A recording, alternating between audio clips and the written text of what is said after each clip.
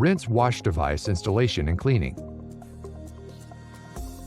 Take the ceramic filter and put it into the rinse wash device.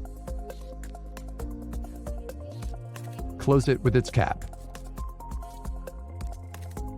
Connect the handpieces to the rinse wash device with a firm push. Fix the rinse wash device within the tray. Make sure to set it a little downward looking so water can flow easily through the handpieces. Lubrication.